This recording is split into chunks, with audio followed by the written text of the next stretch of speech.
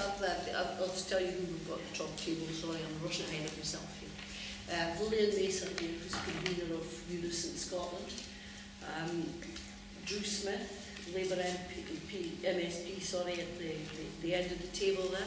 Next to me on this side, Richard Bagley, the acting editor of the Morning Star, we're all interested to meet. And Dr. John Foster, who's known to all of us here, I think, at the far end of the table. I'm going to start off with Lilian's contribution. Thank you. Colleagues, I did have some notes for today, but I think what I had to say has already been said this morning in terms of the excellent contributions that we did have. So I will maybe try and put into some context some of the discussion this morning and give you some practical examples, certainly within my own workplace and within Unison in general, in terms of how we are coping and dealing with some of the austerity measures that we face. I think from this morning, though, there is certainly a recognition that the single biggest factor in undermining jobs, business and consumer confidence is the government's irresponsible and ideological austerity programme, and that came out really loud and clear, not only in the discussion this morning, but certainly also within the workshop that I attended.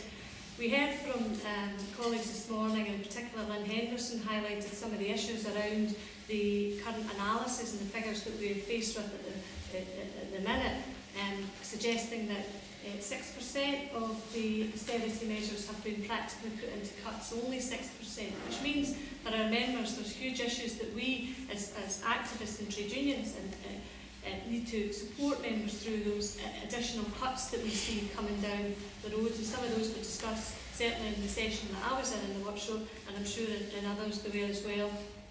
Real cuts in our members' living standards, real cuts in our members' income, through wage freezes, through increased household costs, and these continue to be compounded for our members in the real issues that they face in tackling the UK government's austerity measures, not only for our members but the communities we serve and the communities, as colleagues have rightly said, that we are privileged to serve.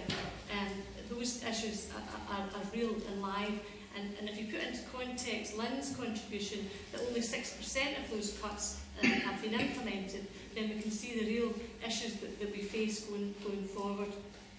We have a UK government that holds no responsibility for this, takes no responsibility whatsoever, that hides behind the blame game. And the blame, they're saying, well, who caused the crisis? According to the government, it's the previous administration, how they managed the economy or mismanaged the economy. And again, they hide behind the Eurozone. It's the fault of the Eurozone, or it's the fault of the price of a barrel of oil. It's not our fault. We're trying to build or trying to work our way out of this crisis by attacking public sector workers. And that's effectively what they're doing.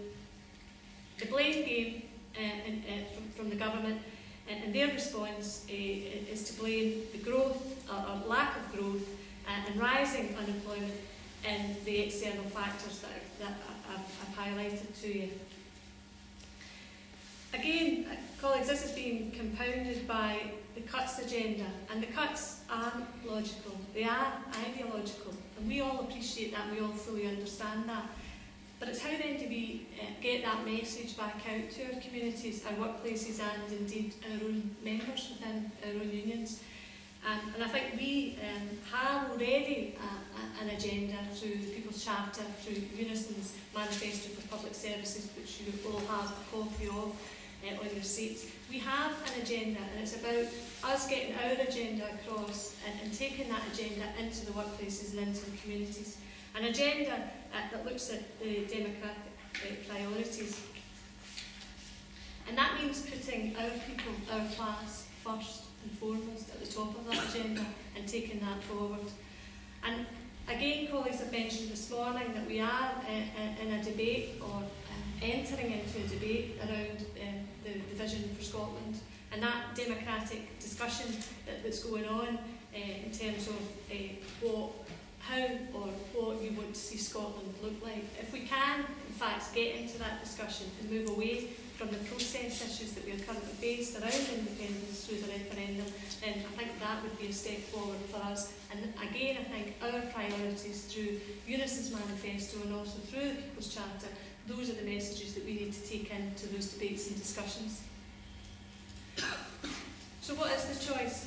What is the real choice that we face? If we stay in the UK, or do we stay in the UK so that Ed Balls and Ed Miliband can continue to cut members' wages, public service members' wages, Unison members' wages, and they've already said that that's an agenda that they're holding dear to their hearts, that they are going to continue the austerity and continue to drive down wages and drive down their members' terms and conditions? Or do we opt for the independence so that Alex Salmond can reduce and cut Rupert Murdoch's corporation tax?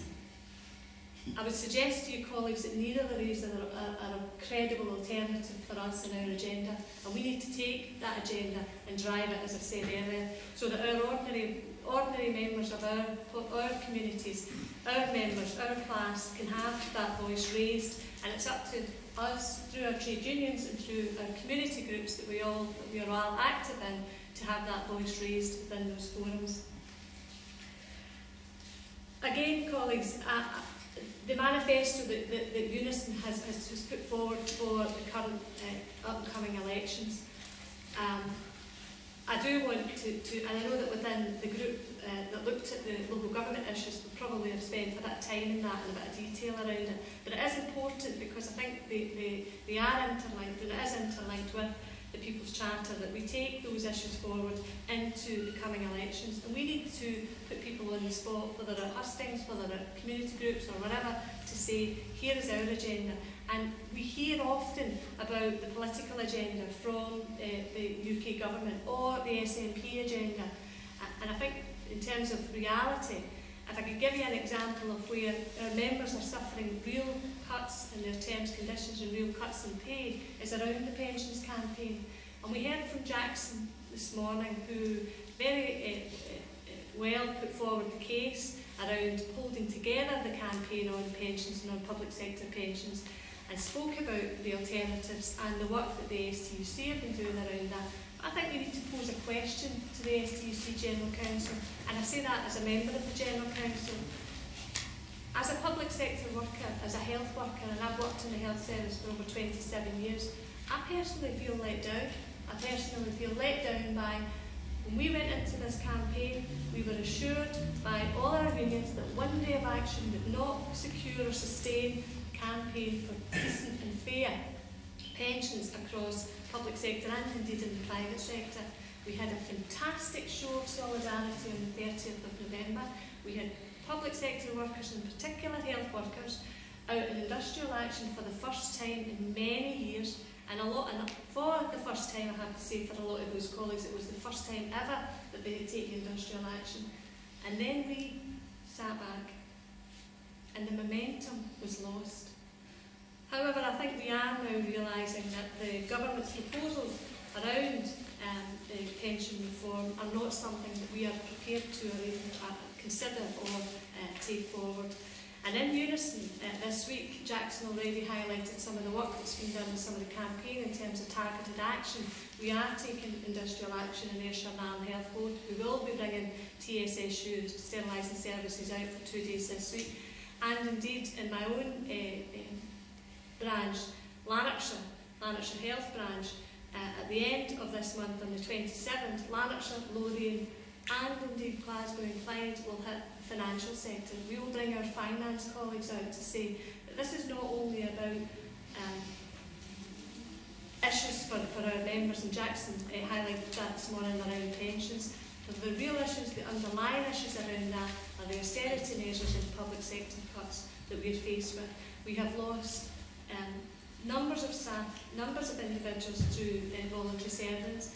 We don't have compulsory redundancies in the NHS in Scotland, but we are not complacent enough to think that we can deliver those services with the thousands, and it was 4,000 members of staff last year that left the NHS through severance packages. We don't think we can deliver the same high quality public services, health services to our population with those staff being lost to the service. So there's real issues in there for for us. And I think in terms of taking that forward, we are prepared in Unison to go to take that action, and we are asking our colleagues in the other organisations to support us next week in Ayrshire and also the end of the month on the 27th in Glasgow, Lothian and Lanarkshire. It's important that we get a clear message across that those individuals who are taking that targeted action are raising the issues for every health worker in Scotland.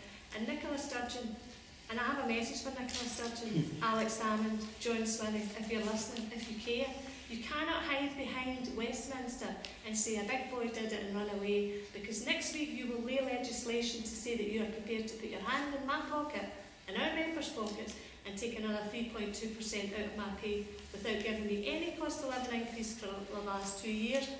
And also saying for the next 5, you need to be careful because we might give you 1% if you sit down, be quiet and behave yourself. Well, quite frankly, Unison members are not prepared to sit down, to be quiet and behave themselves, because we are asking our members to take this step and to take this action at the end of the month, and we will continue this campaign of targeted action until Nicola Sturgeon and her colleagues listen to Unison members in Scotland. We are not prepared to take pay cuts, and we are not prepared to have you attack our pensions any longer. Folks, I'm going to finish there. I know there's other speakers who want to contribute to this, but my own work in the health service over the last 27 years has not, well, certainly for my own membership in Lanarkshire, we have been at the vagaries of the market. In 1990, we were privatised. 700 of my colleagues and I were privatised. Now that was, as I say, I've been in the health service for 27 years. A number of those years were under the Tory government. 700 of members, my members and me, were privatised as a consequence of a Labour government. We lifted, we took our eye off the ball. We campaigned constantly to retain services in-house in the NHS under the Tory government. We sat back, we expected better, and that was our thanks for that from that Labour government. So I have no concerns about whichever colour of politics might be in power. My aim and objection is to make sure that public sector workers, Unison members, get the best representation they can and that their voices are heard. Thanks, colleagues.